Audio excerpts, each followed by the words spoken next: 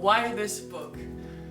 So this book really comes from an initial observation that there are many handbooks available in many different disciplines tackling methods and methodological approaches, but there was nothing yet available on international organizations specifically. And so this is how we came together, thinking about the first questions, such as what methods do we use to study international organizations? Are there specific methods that we use to study these objects, these organizations?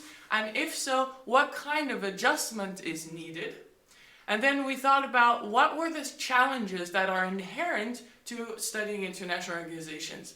So these questions that we've been discussing, that were the driving force behind this project, also resonated with what we were observing, which meant a number of increasing researchers and research questions stemming from this research object.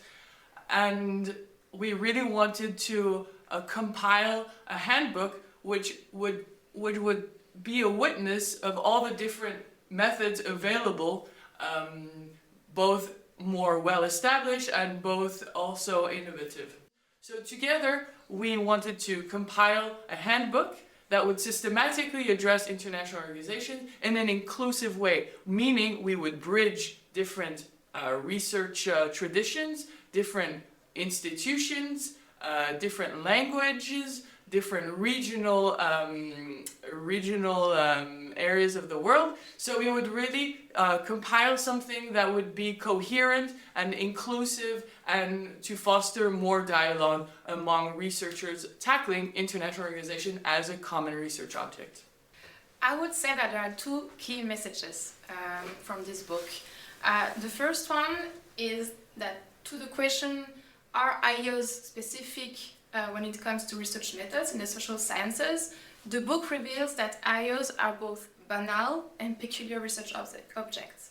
Banal because in the sense that the same precautions and challenges do apply when one researches IOs, but also peculiar because in some instances, for some methods, researchers and students have to adapt the methods that they use. So the main argument of this book is that there are fluctuating degrees of methodological adjustments when it comes to research on international organizations. The second key message of this book is that it invites us, researchers and students, to be methodologically self-conscious, which is to be aware that the methodological choices that we make have consequences on the production of knowledge. It allows us to grasp some aspects of multilateralism, of IOs, but it also leads us to ignore some phenomena. The book offers a panel of methods that helps us to study international organization, but also understand intergovernmental negotiation and to even explain multilateral cooperation. And so having all those tools is a means to unpack what is happening in global politics today. So for example, in the book we have chapters that offers concrete tools to be able to understand how international organizations document the world, how they document the world and its crisis, like climate change, for example.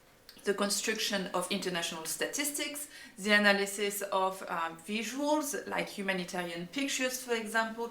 All of these are methods that we can use to be able to understand how international organizations frame and actually capture global problems. And those global problems are exactly what international organizations are supposed to deal with. They are supposed to be able to solve those problems, to manage them. And in the book, we have like a series of methods that help us understanding how international organization brings together different modes of governing, like by using discourse analysis or the analysis of practices. It's a way to understand how they bring assistance to the world as well.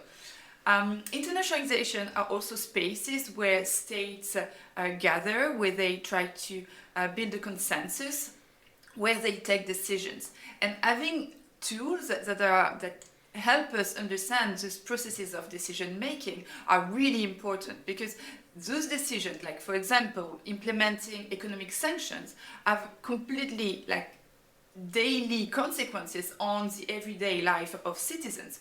So having tools that are able to understand voting patterns within internationalization, for example, or consensus building, for example, are very useful to understand world politics as today. And finally, internationalization are also spaces where different actors meet, even when they are in direct conflict. There is still spaces of dialogue, and so being able to study power relationship, inclusion and exclusion dynamics are very important. So like using, for example, surveys, observation, but also network analysis, all of those methods are very helpful to understand what's going on. And so because internationalization are so central in global politics, it's really important to have the tools to be able to understand the limits of the system, also understand the crisis of multilateralism, and that brings also a contribution to reflect on its reform. Thank you very much.